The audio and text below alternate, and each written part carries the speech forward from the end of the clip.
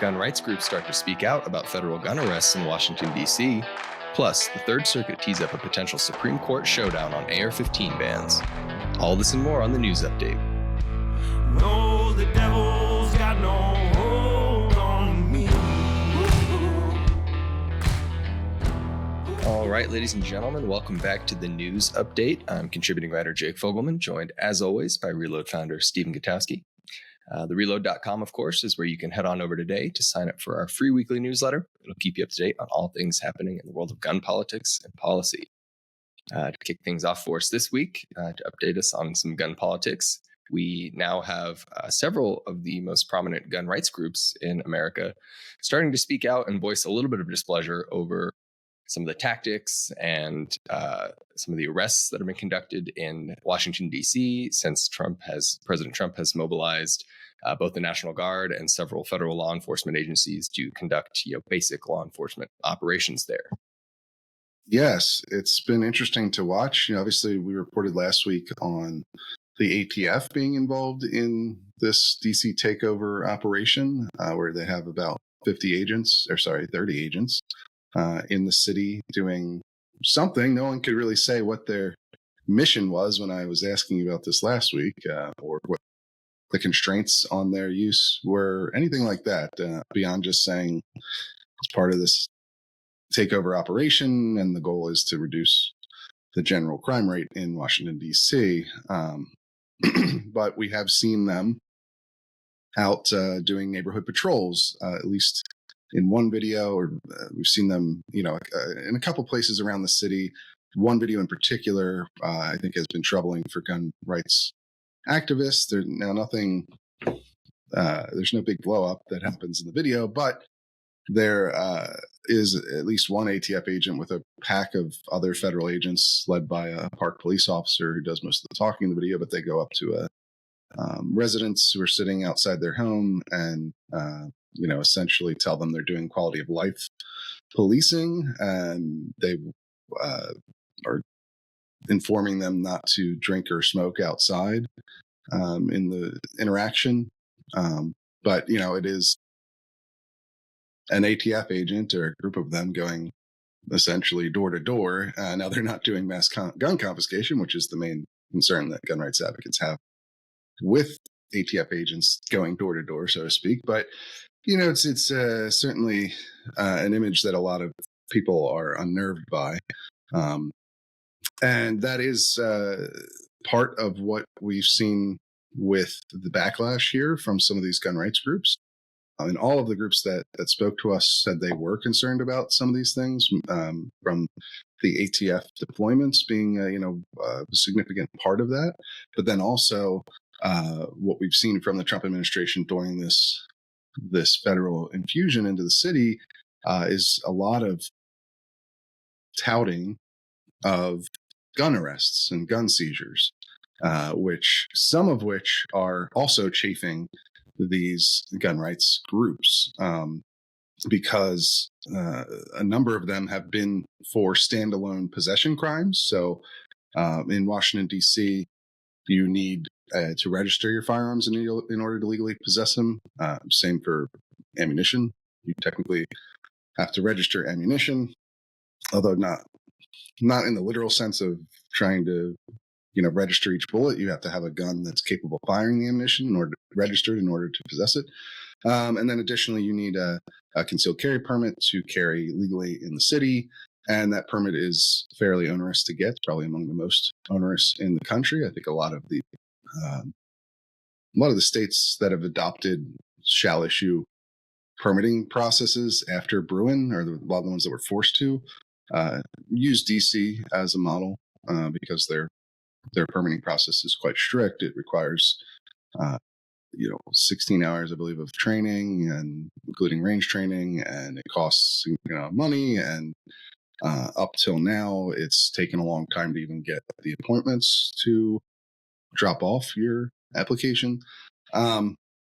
And so there have been a number of arrests that the Trump administration has announced, or the ATF, or the Department of Justice, or the U.S. Attorney's Office, that involve these standalone possession crimes. So carrying without a permit, or possessing an unregistered gun. And So these gun rights groups we spoke with, they don't like that combination. Just to give you an example, we have a quote here from the Firearms Policy Coalition President Brandon Combs, who said, "It is deeply troubling that any administration would deploy federal agents that should not exist to enforce immoral and unconstitutional laws that should not exist on behalf of an agency that should not exist. If the Trump administration is serious about protecting Second Amendment rights, then it should start actually doing it." And additionally, we have another quote from another group here. The National Association for Gun Rights has serious concerns about what we're seeing in Washington, D.C. right now. ATF agents have no business doing neighborhood patrols, stopping citizens over cigarettes or a case of beer in the back seat.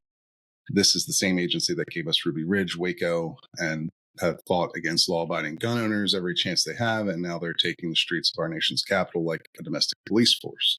And we heard similar comments as well from the Gun Owners of America.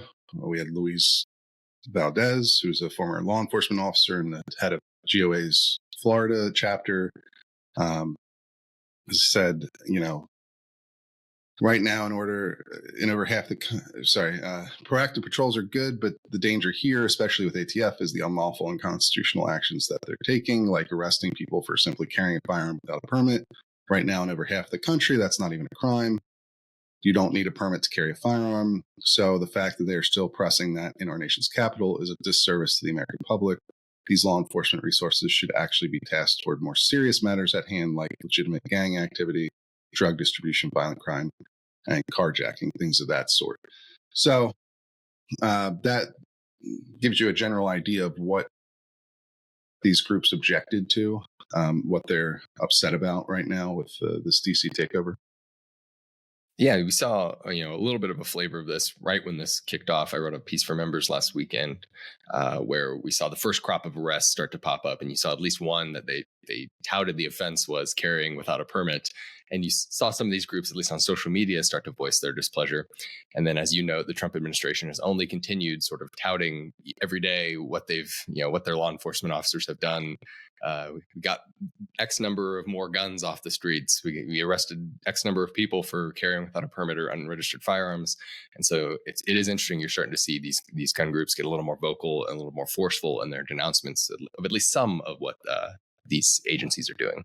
Yes, and to that point, we did speak with the White House, and the spokesperson there gave us quotes on background.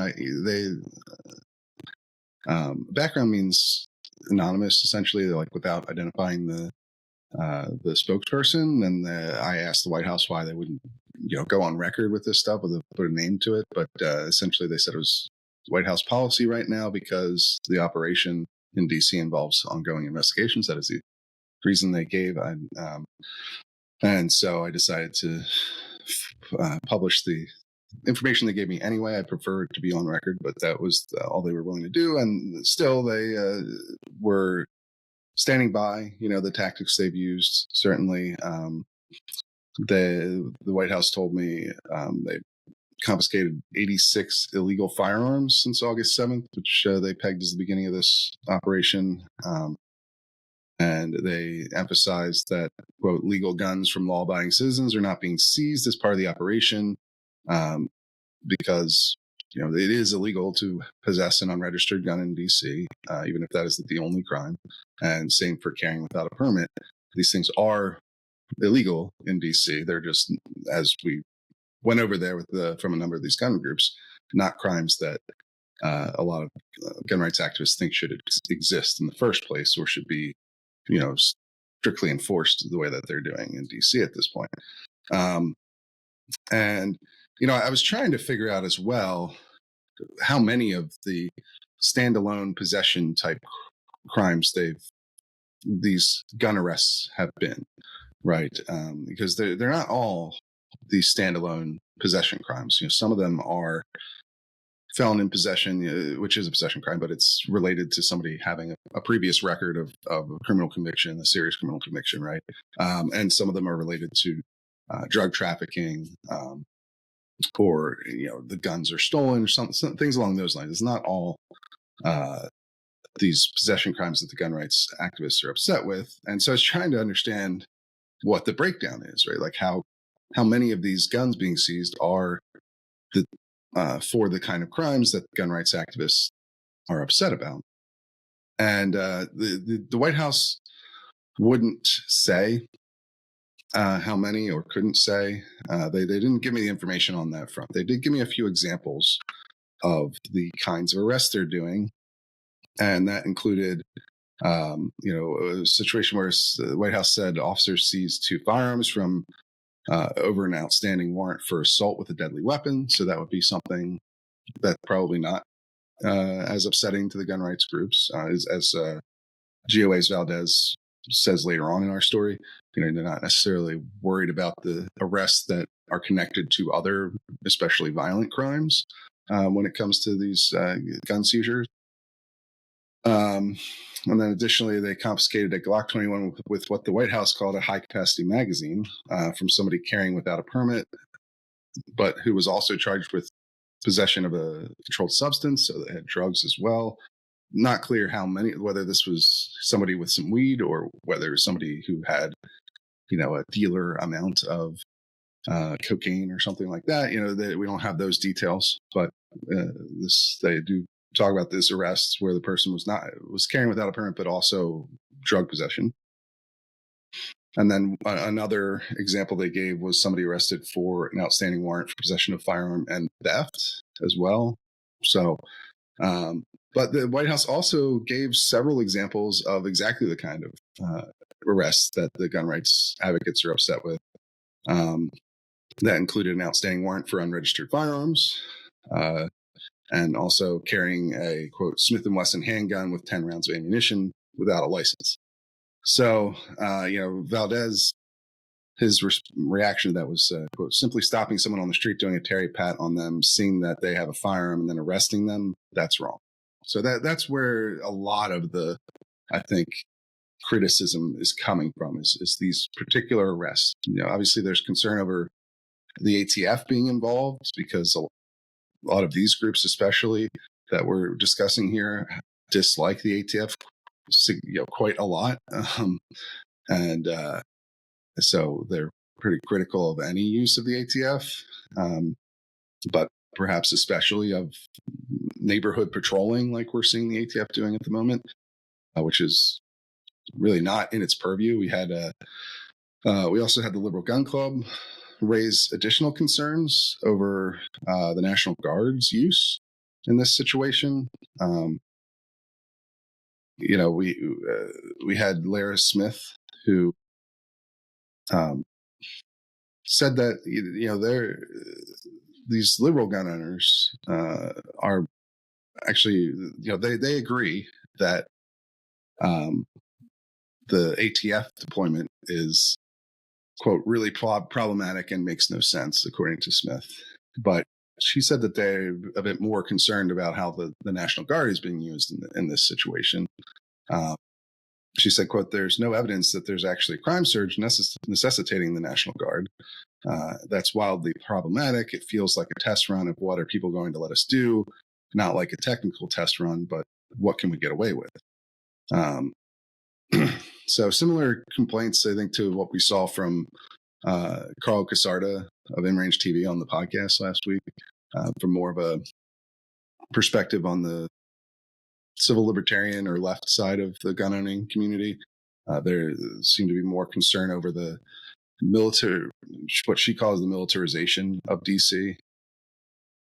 She said that her membership is horrified by that, and, quote, they see it as overreach. They're concerned that it means the administration is going to start coming after lawful gun owners who are on the left, which is essentially what Carl had said on the show. So meanwhile, the other groups didn't emphasize that as much.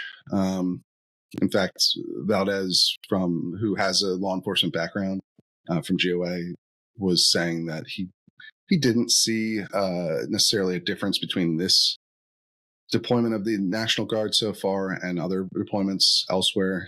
He said, quote, personally, I've seen the National Guard deployed in law enforcement roles in numerous parts of the U.S., including even Puerto Rico. So it's not uncommon to see National Guard assets being used. I mean, I can tell you from a law enforcement perspective, every time there was a major event in the state of Florida, whether it was Super Bowl, political campaign rally, Daytona 500, National Guard is deployed for that. And it's not a riot, it's not looting, it's not crime. So they're deployed because they have assets and they have resources that local law enforcement doesn't have, which to this point, there was a piece in the Dispatch yesterday that gave some updates on what the National Guard has actually been doing so far in DC. And it appears that they haven't been doing a whole lot of actual policing to this point, right? There was some controversy over this in LA, over, what exactly the National Guard and Marines were allowed to do out there. There's, of course, a federal law, the I always get this Posse Comitatus. Posse Comitatus Act that restricts the use of the military for domestic law enforcement. And so there's an ongoing legal fight over the LA deployment right now. And there's some reports, NBC News has reported that the National Guard troops may soon be armed in DC. They aren't as of yet, from what I've seen with reporting, but they may soon be. And so that is something where you've had at least some parts of the gun rights community worry about that. Other parts, not as much, right? And going off of that, not everyone in the gun rights community is upset with this deployment, at least, or hasn't said so to this point. One of the key groups, the biggest group, the National Rifle Association, has not spoken out at all over this operation critically. They haven't said anything critical of the president or of these tactics or the arrests to this point. We did ask them multiple times for comment on this, and they did not respond. But they did publish a piece early on, last week sometime, discussing the federal takeover, where their point of view is essentially that it was justified. Quote, fed up with a violent crime problem that has long been tolerated and perhaps obfuscated by DC officials, President Trump chose to exert his considerable federal authority to try to address the situation. And by the way, I'll make a point here. I don't think this was in the piece, but there were several of these groups did note, of course, that DC is a bit unique in that it is a federal enclave, that there is a federal law that governs this process that the president is using called the Home Rule Act, where the president and the federal government does have significantly more authority to intercede in local policing than they do anywhere else in the country. And so that was one thing that the NRA noted here. And something where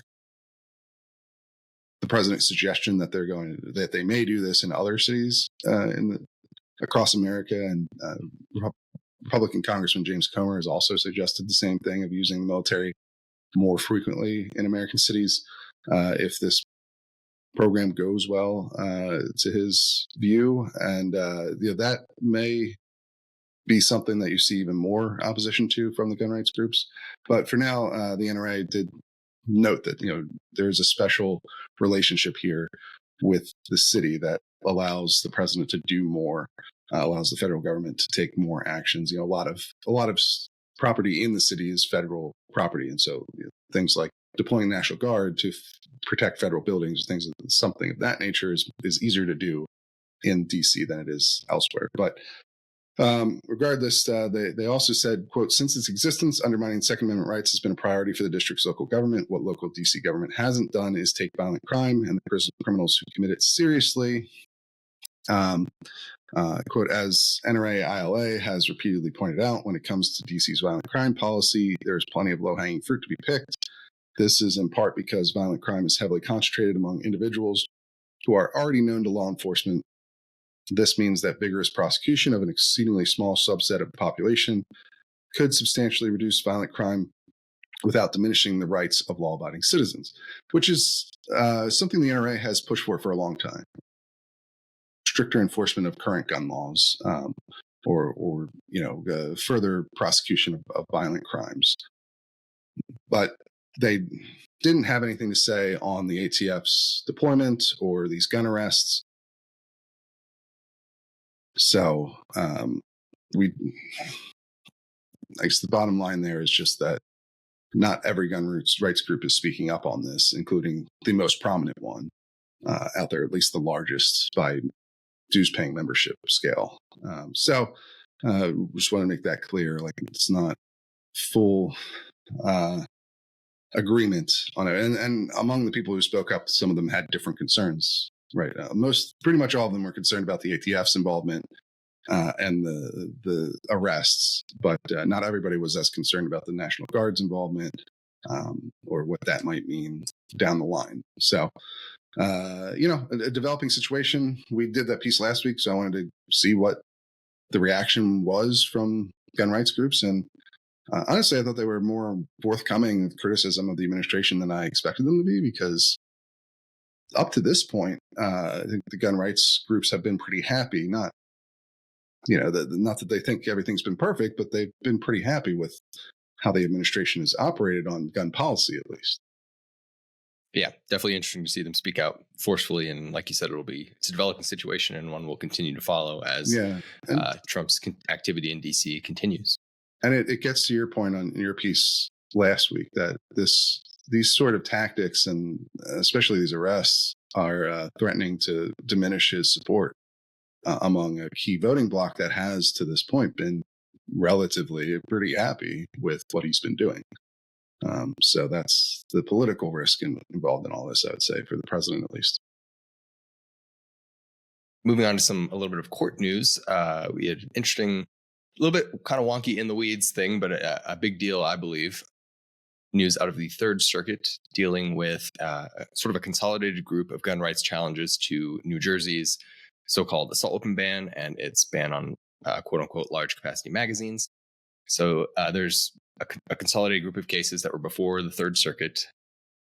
A three-judge panel heard oral arguments in those cases about 2 months ago, and then sort of out of the blue, it's what's called sua sponte in legalese, basically meaning without anyone asking for this, the Third Circuit decided to vote to take that en banc before that three-judge panel had ever even issued a decision in that case. So kind of an unusual outcome, but one that I think maybe portends a potential victory down the road for gun rights advocates. Yeah, super rare, right? A super rare thing to see. We've really only seen it recently in a very similar case out of the Fourth Circuit, right? What happened there? Yeah, so if listeners will recall, the case dealing with Maryland's ban on so-called assault weapons, what eventually became the Snope versus Brown case that everyone was sort of court watching about. That was a case that was actually heard by the Fourth Circuit, upheld, went to the Supreme Court, but after Bruen got GVR'd back to the Fourth Circuit very quickly after Bruen heard oral arguments again and tried to put it to the Bruen test, but then kind of went radio silent it was about 14 months. And then the Fourth Circuit did its own sua sponte en banc review before that three-judge panel issued its decision, and then ultimately upheld again Maryland's assault weapon ban. And the Supreme Court sort of famously this summer, after 15 realists, decided not to hear that case. But if listeners will recall, there was a lot of consternation about why the Fourth Circuit went through that course of action at the time. And even one Fourth Circuit judge took the time in a dissenting opinion in the eventual en banc opinion to basically explain the tactics that went on behind the scenes, where the Third Circuit, three-judge panel, or in the Fourth Circuit rather, evidently were going to strike down Maryland's ban, and it's custom amongst appeals courts to circulate the opinion to all the judges, and evidently one of the dissenting member of that three-judge panel exercised what at least this other judge called a pocket veto of that decision and just held it and didn't return it to his colleagues for publication, and allowed another gun case that upheld a Maryland gun law to go forth and basically become controlling precedent in that circuit. And so basically all this to say, judicial gamesmanship went on so that the liberal leaning en banc Fourth Circuit could eventually issue the controlling opinion in this case. The reason that matters for this Third Circuit development is that the Third Circuit is kind of the flip side of the Fourth Circuit, where it is, as of now, a slightly Republican appointee leaning circuit, especially with the confirmation of Donald Trump's recent nominee, Emile Bove, his former personal attorney. It's now a 7-6 Republican court, and a senior judge who's not an active member of the court, but nevertheless was part of that 3-judge panel that was supposed to issue a decision. He's exercising his right to sit on the panel, so that makes it 8-6 Republican appointed en banc panel, and potentially could even be 9-6, depending on how quickly the Senate wants to be moving through confirmation processes, because Trump has actually tapped another person to fill the final Third Circuit vacancy. So you could potentially be seeing a fairly strongly Republican-leaning appeals court circuit very soon issuing the only assault weapon ban opinion in that circuit dealing with New Jersey's law. So it's the bottom line is essentially this is gun rights advocates' best chance, I think, of getting a favorable ruling in their eyes on a hardware ban. Yeah, and it addresses that issue we talked about for a long time, which is that it's very difficult to get circuit splits on some of the most aggressive gun control laws in the country, because they tend to be in states that are governed by or overseen by liberal circuits, which have a very strong tendency to uphold a lot of those strict gun laws under whether it was under the Heller precedent or now under Bruen and Rahimi. So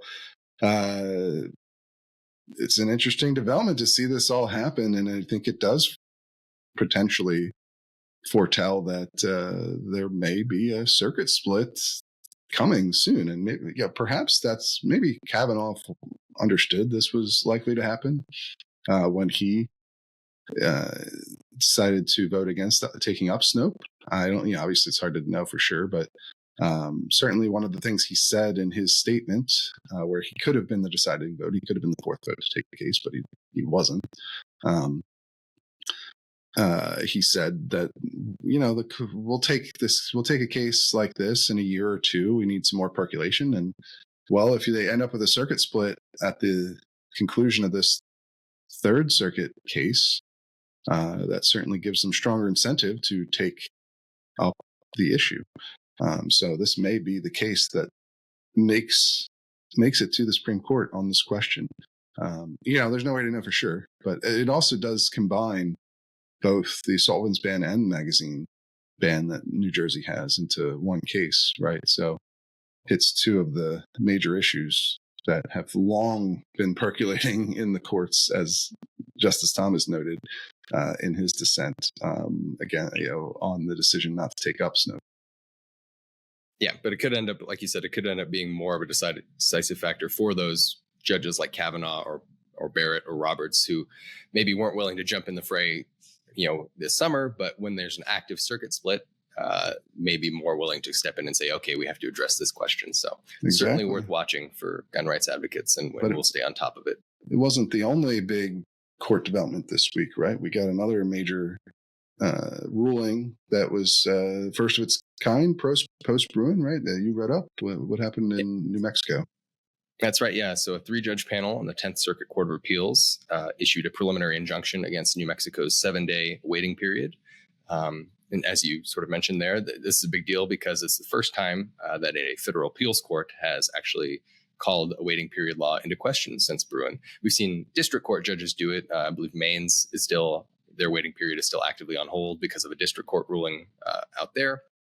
But as far as appeals courts have gone, we've by and large seen them uphold waiting periods, usually by I think what you've referred to as the one weird trick argument of jurisprudence, where it's like, well, the Second Amendment says keep and bear, but it doesn't say anything about purchasing. So this falls outside of the text of the Second Amendment, and therefore you can delay indefinitely how basically getting a gun. The 10th Circuit did not go for that in this case, as the outcome would suggest, and they actively issued an injunction against New Mexico's law. Yeah, pretty major development. One that, as you alluded to there, could be significant for a dozen other states and Washington, D.C., who all have these sorts of waiting period laws. So we'll have to see. My home state of Colorado, for instance, is in the 10th Circuit. So that could you could very soon see that become a big deal in other states. Absolutely. And so, that's another one that's a major development this week, and a positive one for gun rights advocates, certainly. And then I guess we have just real quick, we want to cover, it's in the courts in the sense that there's a lawsuit involved here, but March for Our Lives, which is, one of the major gun control groups, is facing further trouble. We reported earlier this year that they had laid off the vast majority of their staff. I think 13 of the 16 staff members that they had were fired by the organization. Earlier this year, the organization claimed that was due to its failing finances. And this lawsuit from one of those former employees claims that that's not actually true, that instead it was a form of retaliation by the board of March for Our Lives against staffers over disagreements on how the organization should run, and also accusations of racism thrown in there for good measure as well. So really tough time at March for Our Lives right now. This is an organization that really burst onto the scene after the Parkland shooting. It was made up of a number of, at least the face of the organization were these survivors, including most prominently David Hogg, who is still there, although many of the other survivors have left in the years since. There have been a lot of internal drama and disagreements there over how the organization should play out. And it was formed, to be fair, some of this chaos is perhaps to be expected because it was formed as sort of impromptu as part of a viral fundraising campaign after the shooting.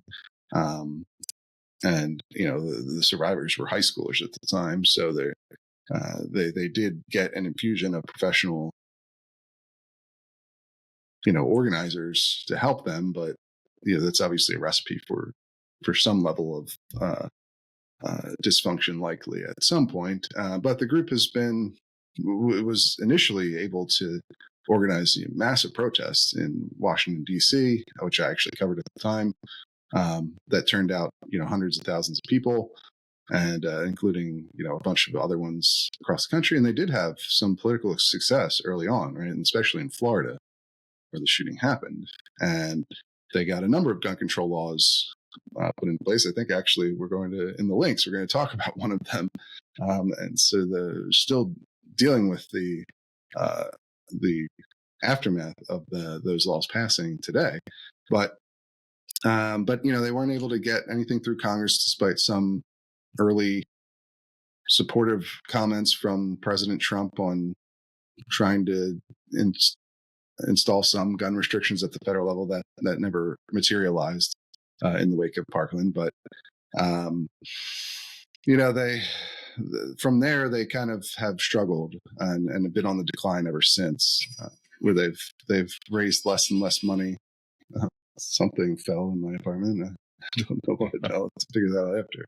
But they raised less and less money as the years went by, and they were unable to generate the same sort of huge crowds. They did have some protests that, especially in 2022 after the Uvalde shooting, they managed to have some noteworthy protests. They weren't to the level of the post-Parkland one, but they did manage to to stay around and remain relevant. And they really had become one of the most aggressive of the gun control groups, calling for the buyback of 100 million guns, a third of the guns in the civilian hands. Wanted to take those off the streets, so to speak. And they also became very interested in partnering with other parts of the progressive liberal movement.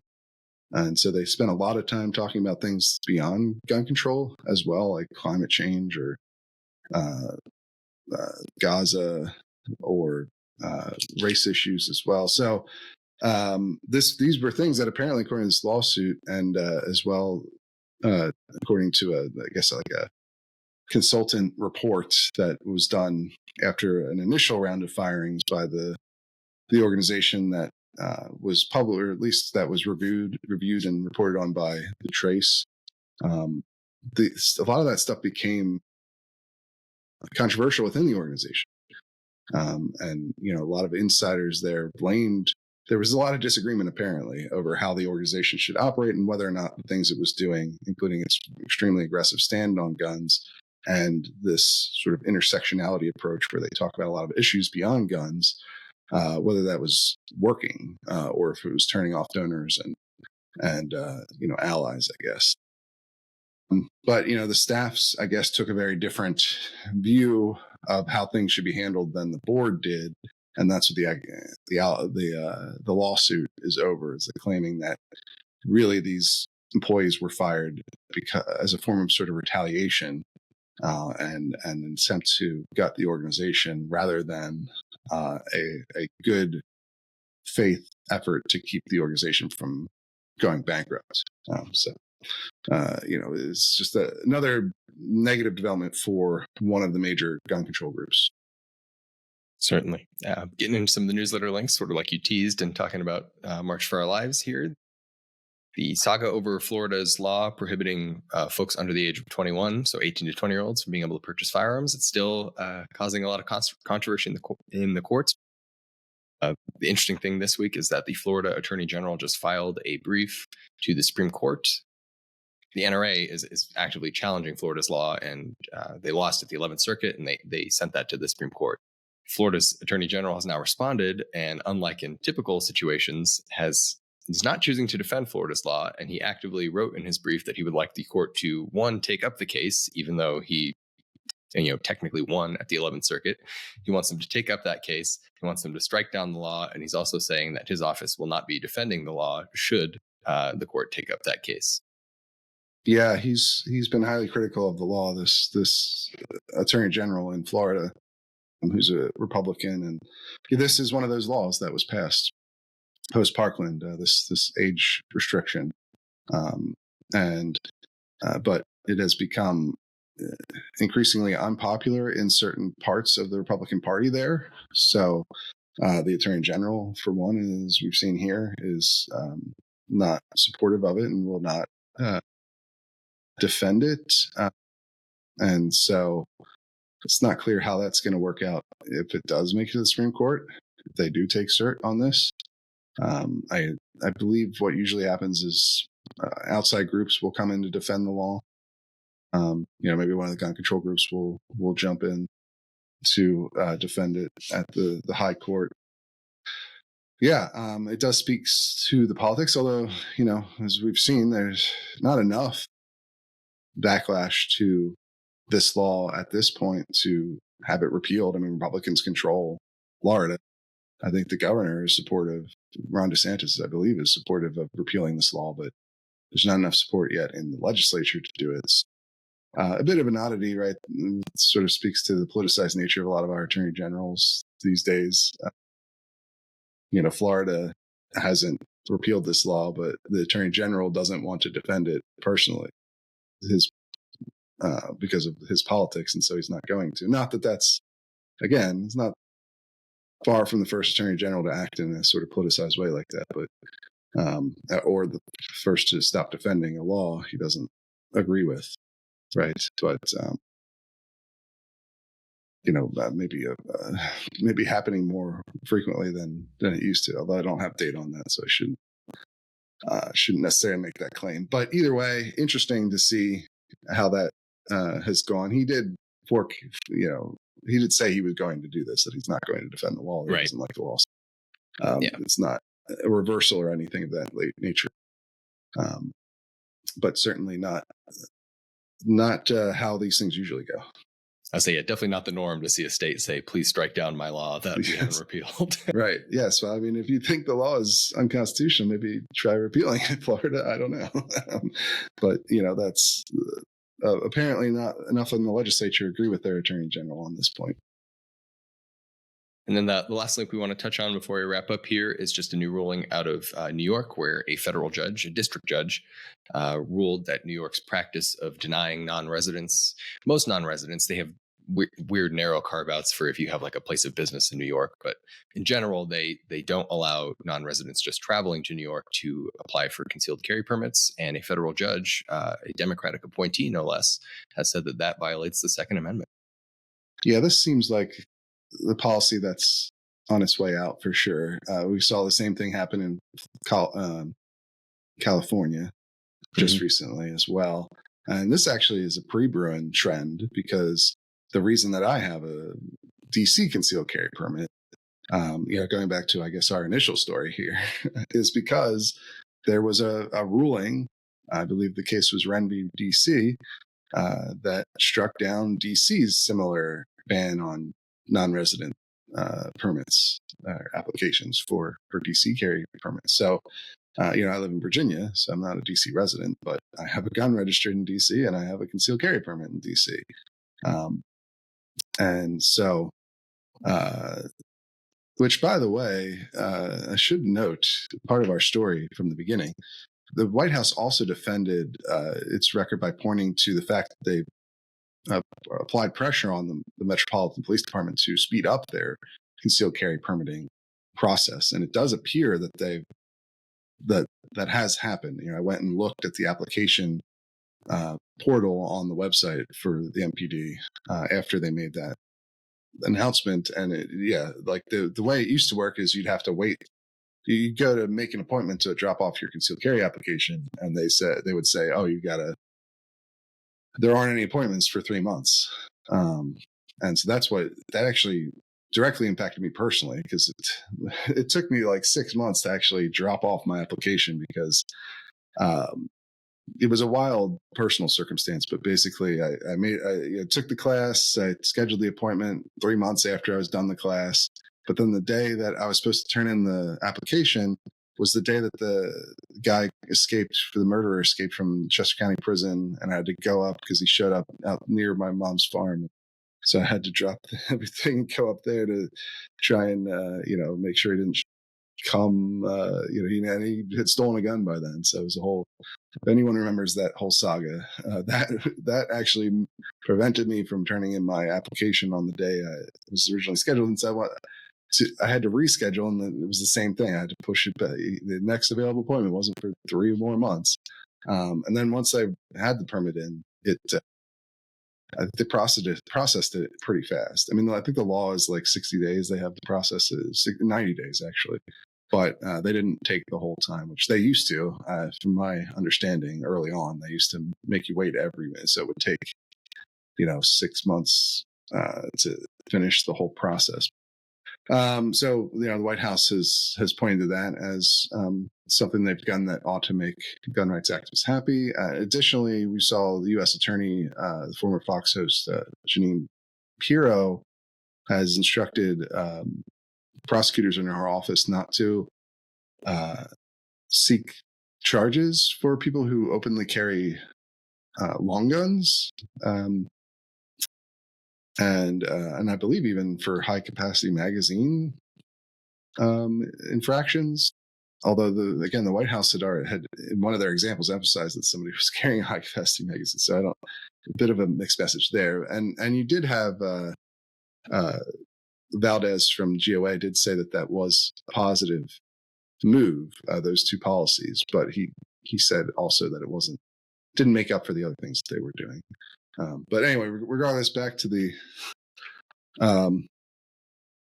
original story here. DC was forced to accept non-resident permits actually well before Bruin happened, several years before Bruin. And now you're seeing this trend continue in New York. But I'd be surprised if any non-resident bans on concealed carry permits are left in the next few years. Yeah, which is good news for gun rights advocates, because they've obviously long pushed for some sort of court-enforced reciprocity, or if not outright reciprocity, at least an avenue for folks who don't live in a certain state to acquire permits to carry in more states. So big win for gun rights advocates for sure. Yep. Well, that's, I think, all we've got news-wise this week. We're going to have on the interview podcast this week, we will have Jonathan Adler back to discuss actually something interesting developing in the courts, which is just that there haven't been a lot of openings for new appointments by the president. So we're going to talk about why that is and what might be going on there, and maybe review some of the things we predicted as far as after the election, what the biggest impact the president might have on gun policy. So look for that episode once it comes out for members on Sunday and for everybody else on Monday. That is one of the perks of being a Reload member, in addition to getting exclusive access to the analysis pieces, some of which we discussed today. You also get the podcast day early and the opportunity to appear on the show too, if you'd like. We do member segments every so often, and love talking to the members to see what their stories are. Always interesting. But in addition, you fund our work here at the Reload. It is fully member funded. I own the Reload. There's no secret corporate backing anywhere, and we fund our journalism through the dues that our members pay. But that's all we've got. Jake, you got anything fun coming up this week or this weekend? Probably working. Unfortunately, Colorado is in a special legislative session and they plan to work through the weekend. So I will have to, unfortunately, also work through the weekend just to at least monitor what's going on and potentially stop by. So no fun on my end, unfortunately. Well, we wish you luck on that, on that endeavor. I got like a birthday party for an infant, so that should be fun. And then just putting together some furniture, I think, for the apartment here. We got the wedding coming up in 2 months now or so, about 2 months, a little over 2 months. You must be pretty happy to be on the other side of your wedding. No more dealing with any of that. We're getting right into the thick of finalizing everything and paying out the vendors and everything, all that stuff. So that's been fun, but I think it's all coming together well. So I'm looking forward to it. But yeah, otherwise, I think that's all we've got for you guys, and we will see you again real soon.